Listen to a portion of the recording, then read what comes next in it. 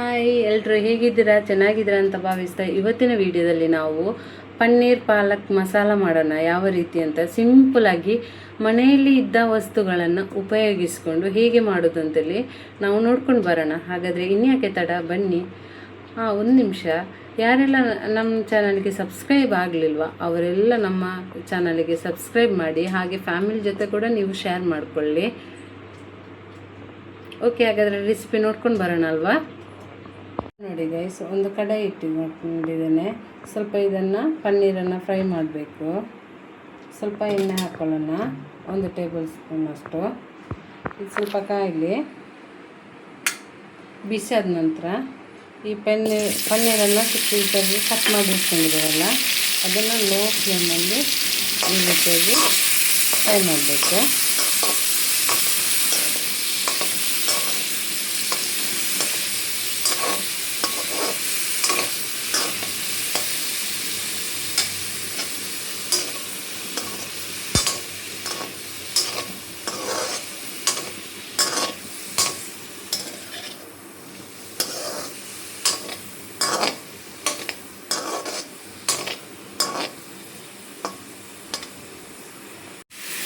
ಇದು ನೋಡಿ, ಜಾಸ್ತಿ ಫ್ರೈ ಆಗೋದು ಬೇಡ, ಸ್ವಲ್ಪ ಸಾಕು.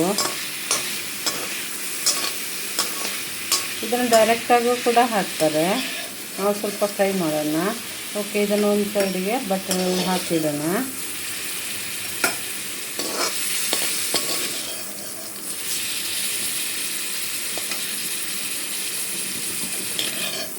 ಗ್ಯಾಸು ಲೋ ಫ್ಲೇಮಲ್ಲಿ ಇಟ್ಕೊಳ್ಳೋಣ.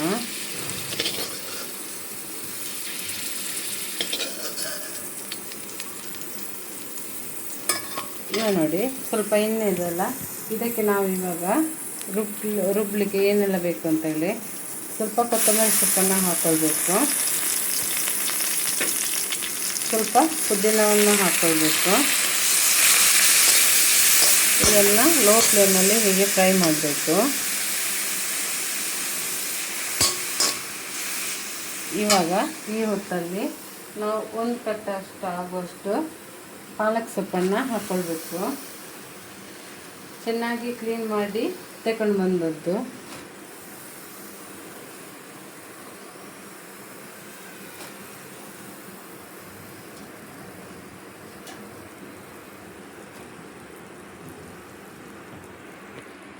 ಇವಾಗ ಇದನ್ನು ಸ್ವಲ್ಪ ಹೀಗೆ ಮಗುಚುವ.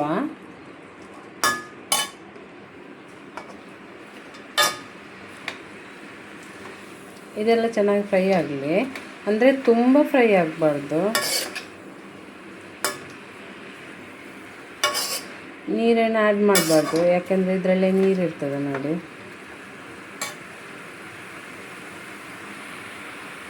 ಇವಾಗ ಇದಕ್ಕೆ ಒಂದು ಮುಚ್ಚಳ ಇಡೋಣ ಹೀಗೆ, ಅಂದರೆ ಸ್ವಲ್ಪ ಅದು ಬಾಡಬೇಕಲ್ಲ, ಅದಕ್ಕೋಸ್ಕರ ಮೀಡಿಯಮ್ ಫ್ಲೇಮಲ್ಲಿ ಇಟ್ಕೊಳ್ಬೇಕು. ಇವಾಗ ಒಮ್ಮೆ ಓಪನ್ ಮಾಡಿ ನೋಡೋಣ. ನೋಡಿ, ಸ್ವಲ್ಪ ಇದು ಬಾಡಿದೆ, ಇದರಲ್ಲೇ ನೀರು ಬರ್ತದೆ ನೋಡಿ. ಪಾಲಕ್ಕೆ ಎಲ್ಲ ನೀರು ಹಾಕಬೇಕಾಗಿಲ್ಲ, ಯಾಕೆಂದರೆ ಇದನ್ನು ಗ್ರೈಂಡ್ ಮಾಡೋದಲ್ಲ ನಾವು. ಸ್ವಲ್ಪ ಫ್ರೈ ಆಗಬೇಕು, ಸ್ವಲ್ಪ ಅದೇ ಎಣ್ಣೆ ಸಾಕಾಗ್ತದೆ, 1 ಟೇಬಲ್ ಸ್ಪೂನ್ ಅಷ್ಟು. ನೋಡಿ, ಈ ಥರ ಆಗಬೇಕು. ಚೆನ್ನಾಗಿ ಮಿಕ್ಸ್ ಮಾಡ್ಕೊಳ್ಳೋಣ. ನೀವೆಲ್ಲ ಬೇರೆ ಬೇರೆ ಥರ, ತುಂಬ ಥರ ಮಾಡ್ಬೋದು ಪನ್ನೀರಲ್ಲಿ. ಈ ಥರನೂ ಕೂಡ ಒಂದು ಸಾರಿ ಫ್ರೈ ಮಾಡಿ ನೋಡಿ. ಇವಾಗ ನೋಡಿ, ಈ ಹೊತ್ತಲ್ಲಿ ನಾವಿವಾಗ ಮೆಣಸನ್ನು ಹಾಕ್ಕೊಳ್ಬೇಕು.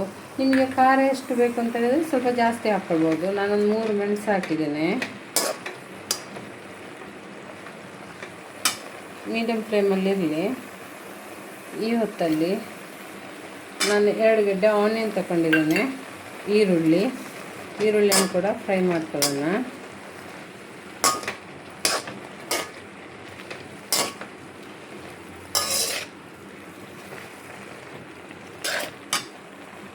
ಇವಾಗ 2 ಟೊಮೆಟೊ ತಗೊಂಡಿದ್ದೇನೆ, 2 ಟೊಮೆಟೊನ ಈ ರೀತಿಯಾಗಿ ಕಟ್ ಮಾಡಿದ್ದೇನೆ. ಇದನ್ನು ಕೂಡ ಫ್ರೈ ಮಾಡ್ಕೊಳ್ಳೋಣ.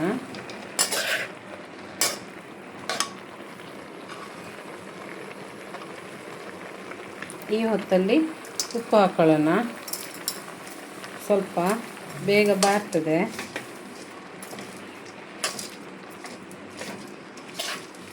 ಈ ರೀತಿ ಮಾಡೋದ್ರಿಂದ ಕಲರ್ ಗ್ರೀನ್ ಆಗಿರ್ತದೆ, ಒಳ್ಳೆ ನ್ಯಾಚುರಲ್ ಆಗಿ ಕಲರ್ ಬರ್ತದೆ ಇದರಲ್ಲಿ. ಈ ಥರ ಇವಾಗ ಸ್ವಲ್ಪ ಗೋಡಂಬಿಯನ್ನು ಹಾಕೊಳ್ಳೋಣ.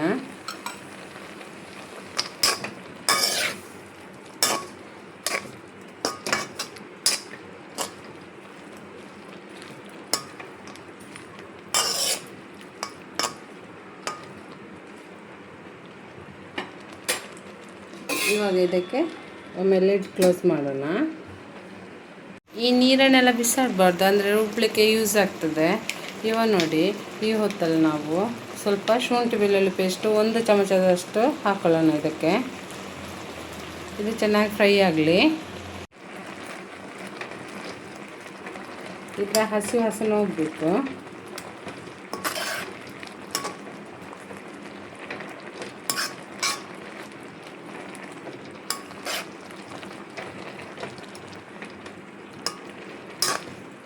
ಚೆನ್ನಾಗಿ ಮಿಕ್ಸ್ ಮಾಡ್ಕೊಳ್ಳೋಣ. ನೋಡಿ ಟೊಮೆಟೊ ಎಲ್ಲ ಹೇಗಾಗಿದೆ ಅಂತ ಬಾಡಿದೆ. ಈ ರೀತಿಯಾಗಿ ಇಡಬೇಕು. ನೋಡಿ ಸೊಪ್ಪು ಅಷ್ಟಿತ್ತಲ್ಲ, ಒಂದು ಕಟ್ಟು ಎಷ್ಟಾಗಿದೆ ನೋಡಿ ಅಂತೆ. ಸೊಪ್ಪಿನ ಗುಣವೇ ಹಾಗೆ ಮತ್ತು ಇವಾಗ ಬೇಸಿಗೆ ಕಾಲದಲ್ಲೆಲ್ಲ ಎಲ್ಲ ಥರದ ಸೊಪ್ಪು ತಿನ್ನಬೇಕಾಗ್ತದೆ. ಆರೋಗ್ಯಕ್ಕೆ ಹೇಳಿ ಮಾಡಿಸೋದಂತ ಮದ್ದೆ ಇದ್ದಂತ ಹೇಳ್ಬೋದು. ಸೊಪ್ಪಿನಲ್ಲಿ ಒಳ್ಳೆ ಅಂಶ ಇರ್ತದೆ. ತುಂಬ ಹೀಟ್ ಅಲ್ವ ಇವಾಗ ಬೇಸಿಗೆಯಲ್ಲಿ. ಮಂಗಳೂರಲ್ಲಿ ಅಂತೂ ಬೇಸಿಗೆ ತುಂಬ ಇದೆ. ಬೇಸಿಗೆಯಲ್ಲಿ ಬಿಸಿಲು ತುಂಬ ಇದೆ.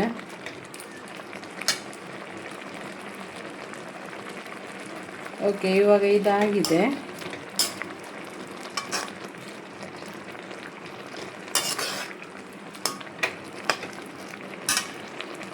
ತಣ್ಣಗಾಗಲಿದ್ದು ನಾವು ಅದನ್ನಾಗ ಫ್ರೈ ಮಾಡಿದ್ದೇವೆಲ್ಲ, ಆ ಮಸಾಲವನ್ನೆಲ್ಲ ಇದಕ್ಕೆ ಮಿಕ್ಸಿ ಜಾರಿಗೆ ಹಾಕ್ಕೊಂಡಿದ್ದೇವೆ. ಇನ್ನು ಇದನ್ನು ರುಬ್ಬಿಕೊಂಡು ಬರೋಣ. ನೋಡಿ ಗೈಸ್, ಇದು ರುಬ್ಬಿಕೊಂಡು ಬಂದಾಗಿದೆ. ನುಣ್ಣಗೆ ರುಬ್ಬಿದ್ದೇವೆ ನೋಡಿ, ನೀವು ನೋಡ್ತಿರ್ಬೋದು. ಮಸಾಲದು ಗಮ್ಮ ಎಂತು ಸಖತ್ ಹೊಡಿತದೆ. ಆವಾಗ ನಾವು ಫ್ರೈ ಮಾಡಿ ಇಟ್ಕೊಂಡಿದ್ದೇವೆಲ್ಲ, ಅದೇ ಬಾಣಲೆಯನ್ನು ನಾವು ಯೂಸ್ ಮಾಡ್ತಿದ್ದೇವೆ. ಏನು ತೊಳಿಲಿಲ್ಲ, ಅಂದರೆ ಅದು ಮಸಾಲದ್ದೇ ಇದೆ, ಅದಕ್ಕೋಸ್ಕರ. ತೊಳೆದ್ರೆ ಮತ್ತು ಅದು ಟೇಸ್ಟ್ ಇರೋದಿಲ್ಲ ಅಂತ ಹೇಳ್ತಾರೆ ನೋಡಿ. ಇವಾಗ ಇದಕ್ಕೆ 1 ಟೀ ಸ್ಪೂನಷ್ಟು ಎಣ್ಣೆ ಹಾಕ್ಕೊಂಡಿದ್ದೇನೆ. ಇದು ಸ್ವಲ್ಪ ಕಾಯಲಿ.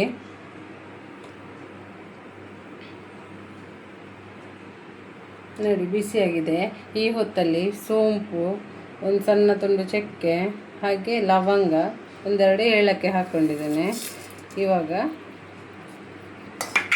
ಇದಕ್ಕೆ ಹಾಕ್ಕೊಂಡಿದ್ದೇವೆ. ಸ್ವಲ್ಪ ಇದನ್ನು ಈ ರೀತಿಯಾಗಿ ಮಾಡುವ.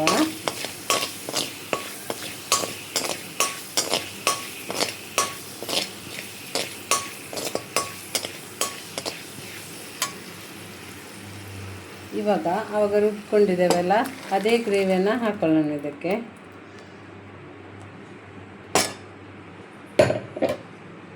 ನೋಡಿ ಗೈಸ್, ಮಿಕ್ಸಿ ಜಾರಿಗೆ ಸ್ವಲ್ಪ ನೀರನ್ನು ಆ್ಯಡ್ ಮಾಡ್ಕೊಂಡಿದ್ದೇವೆ. ಅಂದರೆ ತೊಳೆದ ಇಟ್ಟಂಥದ್ದು, ಆ ನೀರನ್ನು ಚೆಲ್ಲಬಾರ್ದು. ಇದಕ್ಕೆ ಹಾಕ್ಕೊಂಡಿದ್ದೇವೆ. ಇವಾಗ ಇದನ್ನು ಒಂದ್ಸರಿ ಮಿಕ್ಸ್ ಮಾಡ್ಕೊಳ್ಳೋಣ. ಇದರಲ್ಲಿ ಉಂಟಲ್ಲ, ಏನಂತ ಹೇಳಿದರೆ ನೈಸಾಗಿ ರುಬ್ಬಬೇಕಾಯ್ತಾ, ಇಲ್ಲಾಂದರೆ ಅದು ತರಿ ಇದ್ದರೆ ಚೆನ್ನಾಗಾಗೋದಿಲ್ಲ. ನೋಡಿ ಈ ಥರ. ನಿಮಗೆ ಅಷ್ಟಿಷ್ಟು ಪನ್ನೀರ್ ಅಂತಲ್ಲ, ಎಷ್ಟು ಬೇಕಾಗ್ತದೆ ಸ್ವಲ್ಪ ಆದರೆ ಸ್ವಲ್ಪ ನೀವು ತಗೊಳ್ಬೇಕು. ನಾನು 1 ಬಟ್ಲಾಗುವಷ್ಟು ತಗೊಂಡಿದ್ದೇನೆ.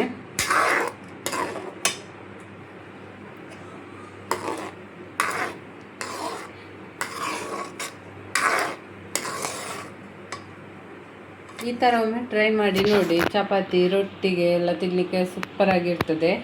ಅನ್ನದ ಜೊತೆನೂ ತಿನ್ಬೋದು ಒಂದು ಸೈಡ್ ಡಿಶ್ ಆಗಿ. ಪನ್ನೀರಲ್ಲಿ ಬೇರೆ ಬೇರೆ ಥರ ಮಾಡ್ತಾರೆ, ಈ ಥರನೂ ಕೂಡ ನೀವು ಟ್ರೈ ಮಾಡ್ಬೋದು.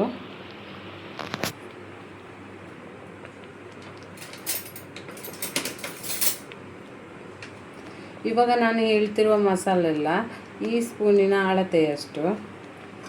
ಇದನ್ನು ಒಂದ್ಸರಿ, ಯಾಕೆಂದರೆ ಇದು ತಿಕ್ಕಾಗಿದೆ ಅಲ್ಲ, ಸ್ವಲ್ಪ ಮಿಕ್ಸ್ ಮಾಡ್ಕೊಳ್ಬೇಕು.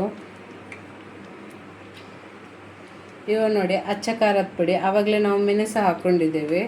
ಎಷ್ಟು ಖಾರ ಬೇಕಾಗ್ತದೆ ಅಷ್ಟು. ನಾನು 1 ಟೇಬಲ್ ಟೀ ಸ್ಪೂನ್ನಷ್ಟು ಖಾರದ ಪುಡಿ ಹಾಕ್ಕೊಂಡಿದ್ದೇನೆ.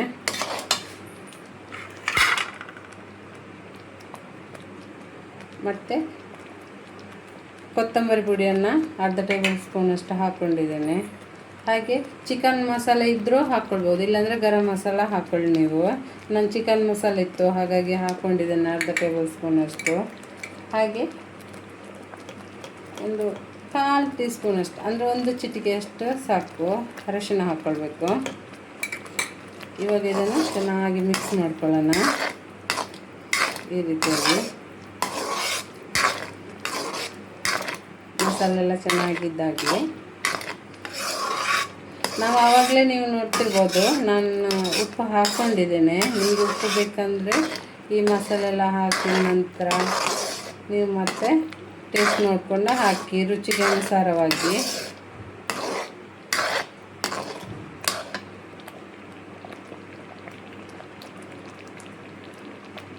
ನೋಡಿ ಇದಾಗಿದೆ. ಇವಾಗ ನಾವು ಪನ್ನೀರನ್ನು ಆ್ಯಡ್ ಮಾಡ್ಕೊಳ್ತಿದ್ದೇನೆ. ಕೆಲವರು ತುಂಬ ಫ್ರೈ ಮಾಡ್ಕೊಳ್ತಾರೆ ಪನ್ನೀರನ್ನು, ನಾನು ಸ್ವಲ್ಪನೇ ಫ್ರೈ ಮಾಡ್ಕೊಂಡದ್ದು. ಅಂದರೆ ಅದು ತುಂಬ ರಬ್ಬರ್ ಥರ ಆಗಿ ಬಿಡ್ತದೆ, ಅಂದರೆ ಒಂಥರ ರಬ್ಬರ್ ಅಂತ ಹೇಳ್ಬೋದು, ಅದೇ ರೀತಿ ಆಗ್ತದೆ. ನೀವು ಡೈರೆಕ್ಟಾಗಿ ಹಾಕಿ ಒಂದು ಲಿಡ್ ಕ್ಲೋಸ್ ಮಾಡಿಟ್ರೆ ಕೂಡ ಅದರಲ್ಲಿ ಕೂಡ ಚೆನ್ನಾಗಿರುತ್ತೆ. ಆವಾಗ ನಿಮಗೆ ತಿನ್ನಲಿಕ್ಕೆಲ್ಲ ಸಾಫ್ಟಾಗಿ ಹೀಗಿರ್ತದೆ ಹಾಗೆ ಇರ್ತದೆ. ಇವಾಗ ಈ ಹೊತ್ತಲ್ಲಿ ನಾನು ಕಸ್ತೂರಿ ಮೆತ್ತನ್ನು ಆ್ಯಡ್ ಮಾಡ್ಕೊಂಡಿದ್ದೇನೆ ಸ್ವಲ್ಪ.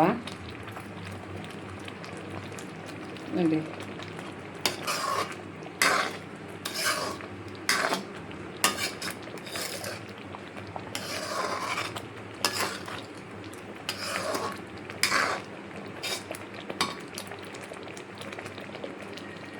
ಇವಾಗ ಸ್ವಲ್ಪ ಲೋ ಫ್ಲೇಮಲ್ಲಿ ಇಟ್ಕೊಳ್ಳೋಣ.